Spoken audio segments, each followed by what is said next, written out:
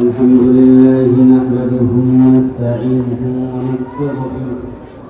ونستغفره ونعوذ بالله من شرور أنفسنا ومن سيئات أعمالنا من يهدي الله فلا مضل له ومن يضلله فلا هادي له ونشهد أن لا إله إلا الله وحده لا شريك له ونشهد أن سيدنا ومولانا محمدا عبده ورسوله الذي أرسل رسوله بالحق بشيرا ونذيرا وداعيا إلى الله بإذنه وسراجا منيرا فقد قال الله تعالى في كلامه المزيد وفرقانه الحميد أعوذ بالله من الشيطان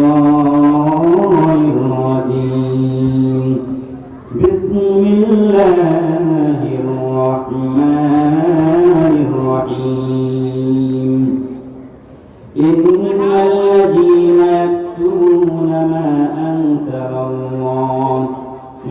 أنزل الله من الكتاب ويشترون به ثمنا قليلا أولئك ما يأكلون في بطونهم إلا النار ولا يكلمهم الله ولا يزكيهم ولهم عذاب أليم وقال تعالى إن الله وملائكته يصلون على النبي يا أيها الذين آمنوا صلوا عليه وسلموا تسليما شكرا للشيخ اللهم صل على محمد وعلى آل محمد كما صليت على إبراهيم وعلى آل إبراهيم إنك حميد مجيد اللهم بارك على محمد وعلى آل محمد كما باركت على إبراهيم وعلى آل إبراهيم إنك حميد مجيد গুরুস্থানের একটু মাটির গয়না করে রাখলে এখনই তোর আসতে পারে চলে যাওয়াটা অতর গোলাপ সুরমা চন্দন আপন নামের দেহ বন্ধন অতর গোলাপ সুরমা চন্দন আপন নামের দেহ বন্ধন আলমারিতে আঁকড়ে তুলে একটা কোরআন পাথরে এখনই তোর আসতে পারে চলে যাওয়াটা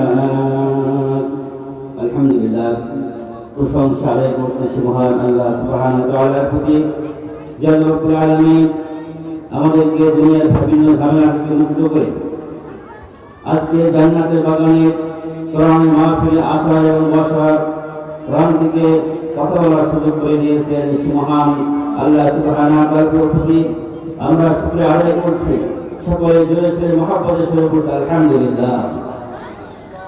আমি আপনাদের মাঝে সংক্ষিপ্ত একটি আয়াত তেলাওয়াত করেছি সূরাতুল বাকারার 174 নম্বর আয়াত। আল্লাহ রাব্বুল আলামিন এই আয়াতের মাধ্যমে বলতেছেন ইন্নাল্লাযীনা ইয়াকতুমুনা মা আনজালাল্লাহু মিনাল কিতাবি ওয়া ইয়াশতারুনা বিহি সামানান কলিলা। আল্লাহ পাক বলতেছেন যারা নাকি আমার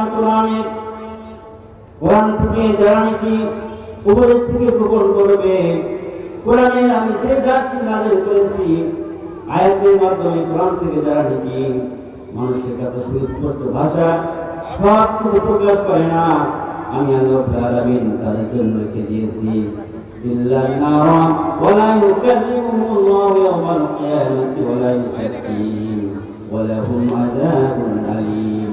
যারা নাকি আমার কোরআন পায় না, কোরআন পাওয়ার পর কোরআন থেকে উপদেশ গ্রহণ করলো না এবং কোরআনের কথা যখন রাখলো দুনিয়ার সামান্য চাকরির জন্য, অর্থের জন্য, দুনিয়ার কিছু আরামাইশ করবে, দুনিয়ার কিছু হারিয়া তৌফা পাবে জন্য সে কোরআনের কথা গ্রহণ রাখলো, মানুষের কাছে প্রকাশ করলো না।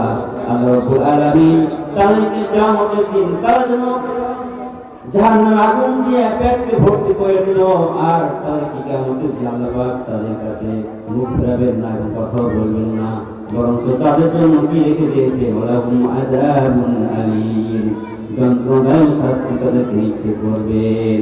কার কথা? আল্লাহ পাক বলেন, ইন্নাল্লাযীনা ইয়াকতুমুনা, যারা মা আনজালাল্লাহু মিনাল কিতাবি, আমি যে কিতাবে যা নাযিল করেছি, মিনাল কিতাবি ওয়া ইয়াকতুমুনা বিসাওনান কলিলা, দুনিয়ার সামান্য স্বার্থের জন্য কোরআনের কথা গ্রহণ রাখে, দুনিয়ার সামান্য স্বার্থের জন্য কোরআনের কথা গ্রহণ রাখে, শরীক কথা বলে না, এই জন্যই শরীক কথা বললে কোরআনে তার চাকরি থাকবে না, তার ব্যবসার ভয় আছে, এই জন্য কোরআনের কথা গ্রহণ রাখতেছে, রাখে না। কোরআন বলতেছে, যারা দুনিয়ার স্বার্থের জন্য কোরআনের সুস্পষ্ট ভাষা মানুষকে বোঝাচ্ছেন না, মানুষকে পৌঁছে দিয়েছেন না, অথচ আল্লাহ রাব্বুল আলামিন স্পষ্ট ভাষা বলতেছেন, কুনতুম খায়রা উম্মাতিন উখরিজাত লিন-নাসি তা'মুরুনা বিল মা'রুফ ওয়া তানহাউনা 'আনিল মুনকার, তোমরা হচ্ছে সর্বশ্রেষ্ঠ জাতি, তোমরা মানুষদেরকে সত্যের আদেশ করবে আর অসত্যের নিষেধ করবে। কিন্তু আমরা শুধু এতটুকু জানি, যতটুকু জানি তারই আমল করি, কিন্তু আমরা কিন্তু আমল করার জন্য বলবো, এটা আমরা বলতে সাহস করে না, বলতে চাই না।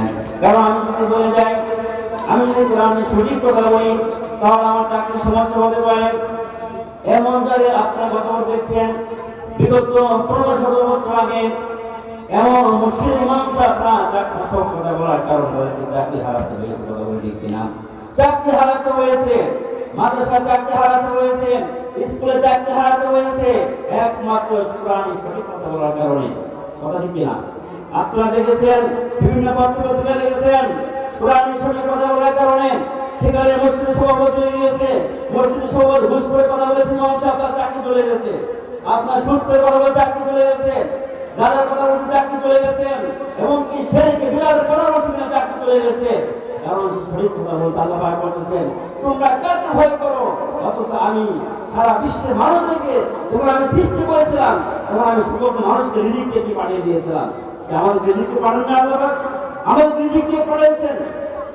আল্লাহ আলামিন বলেন, পৃথিবীতে এমন কোন প্রাণী নাই, এমন কোন মানুষ নাই যার রিজিকের ব্যবস্থা আল্লাহ আলামিন করেন। আল্লাহ পাক বলতেছেন, ওয়া মা মিন দাব্বাতিন ফিল আরদি ইল্লা আলাল্লাহি রিজকুহা, পৃথিবীতে এমন কোন বিচরণশীল প্রাণী নাই যার রিজিকের ব্যবস্থা আল্লাহ পাক করেন নাই। তাহলে যারা নাকি আল্লাহকে ভয় করে সাক্ষী রেখে কোরআনের সঠিক কথা বলছে, তাদের জন্য চাকরি চলে গেছে, তাদের যদি মমতি চলে গেছে, কিন্তু আল্লাহ রাব্বুল আলামিন এখন এমন একটা সুযোগ করে দিয়েছেন, শুধু মমতি যাওয়া না, এখন আলহামদুলিল্লাহ সরকার ঘোষণা করেছেন প্রত্যেক ইমাম মুয়াজ্জিনকে 5,000 4,000 করে দিবে। কথা বলে ঠিক না? আল্লাহর পক্ষে থাকলে আপনি স্বয়ং যদি আল্লাহর পক্ষে থাকেন, আল্লাহর তাওয়াক্কুল করে আপনার কথা বলেন, তাহলে কি আল্লাহ পাক আপনার যেখানে হোক একটা রিজিকের ব্যবস্থা করিয়ে দিবেন। কারণ যখন আমরা দুনিয়াতে ছিলাম না, আর সাজিমের ছিলাম, অর্থাৎ আল্লাহর জগতে ছিলাম, আল্লাহ পাক বলেছিলেন, আমি কি তোমাদের রব নেই? আমরা সকলে বলেছিলাম কওয়ালুবালা, হ্যাঁ আপনি আমাদের রব। অতএব সে আল্লাহকে রব বলে স্বীকার করেছি। আজকে দুনিয়াতে যদি সে রবকে ভুলে যাই, আজকে দুনিয়া ভোগ যদি আল্লাহ আনুগত্য বলে যায়, আল্লাহ কোরআন পরিচালনা না করি, আমার মন চলাফেরা করি, তাহলে তো কিয়ামত দিন আল্লাহ পাকের কাছে আমাদেরকে অবশ্যই জবাবদিহি করতে হবে এবং আমার নির্ঘাত জাহান্নামে যেতে হবে। আমরা মনে করতেছি আমরা কোরআন হাদিসের বাইরে চলতেছি, যেটা কোরআনে নাই হাদিসে নাই সেটা আমরা নিজের মন মতো চলাফেরা করতেছি।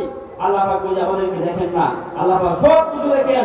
আল্লাহ পাক যারা নাকি জানেন, যারা নাকি মানুষদেরকে কষ্ট দেয়, জানেন যারা মানুষকে হত্যা করে, অনর্থক কথাবার্তা বলে মানুষকে কষ্ট দেয়। আপনারা দেখেছেন বিগত যারা আলেমদেরকে অসম্মান করা হয়েছে, আলেমদেরকে অসম্মান করে মুসলিম থেকে মাইকে নেওয়া হচ্ছে, বর্তমান তাই হচ্ছে। আপনারা দেখেছেন বিগত সময় যারা নাকি কোরআন হাদিসের আলোচনা আজকে যে মাহফিলে প্রধান আকর্ষণ মুফতি আমির হামজা যখন কি বিভিন্ন মাহফিলে তাদেরকে তালিম দেওয়া হয়েছে। আমাদের গত কয়েকটা 1 বছর 2 বছর আগে আপনার কোরআন কলেজ মাঠে মুফতি আমির হামজা কলেজ আমরা নিয়েছিলাম, কিন্তু দুঃখের বিষয় তিনি অভাবী বিষয় উপরে উঠতে পারেন নাই। কারণ কি? কারণ তিনি সত্য কথা বলেন, কোরআনের কথা বলেন মিলে কি তাকে উস্তি দেওয়া হয় নাই। আর যারা নাকি তাদের পিছনে ইন্ধন দাতা করেছেন, এক্সিলিবাটারি আলেম আছেন যারা নাকি কোরআনের হক কথা বলতে চায় না, অর্থাৎ মানুষদেরকে বাধা দিতেছে। অতএব আমি আজকে মাহফিলকে বলতে চাই, আলহামদুলিল্লাহ আমাদের ইন্তজামী কমিটির এমন একজন আকর্ষণ, এমন একজন যুবক আমাদের কেমন উপস্থিত হয়েছেন, যার কথা শুনলে একজন যুবক, একজন বৃদ্ধ লোক, সকল মানুষ কি ইসলামের দিকে আকর্ষণ হতেছে। আলহামদুলিল্লাহ আমাদের সালাবাদ সেই সুযোগ করে দিয়েছেন। এজন্য এই মাহফিলকে আমি বলতে চাই, আমরা মুসলমান, আমাদের সকল কিন্তু মৃত্যুবরণ করতে হবে। অতএব কোরআনের পক্ষে আসুন, কোরআনকে ধারণ করুন, কোরআনের পক্ষে থাকেন। যারা নাকি কোরআনকে আল্লাহ জমিনে দিন কায়েম করতে, বাস্তবায়ন করতে চায়, তাদের পক্ষে থাকতে হবে, অনুসরণ করতে হবে। তাহলে কি আপনি কাল কিয়ামতের দিন এই কোরআন আপনাকে জন্য আল্লাহকে সুপারিশ করবে, জান্নাত সুপারিশ করা বলেন ঠিক কিনা? আসুন আল্লাহ রাব্বুল আলামিন আমাদের সকলকে আজকে মাহফিল থেকে আমাদের জন্য কোরআন হাদিসের আলোকের জন্য জীবন পরিচালনা করতে পারি। আল্লাহ আমাদের সকলকে সেই তৌফিক দান করুন। আমিন। ওয়া আখিরু দাওয়ানা আলহামদুলিল্লাহি রাব্বিল আলামিন।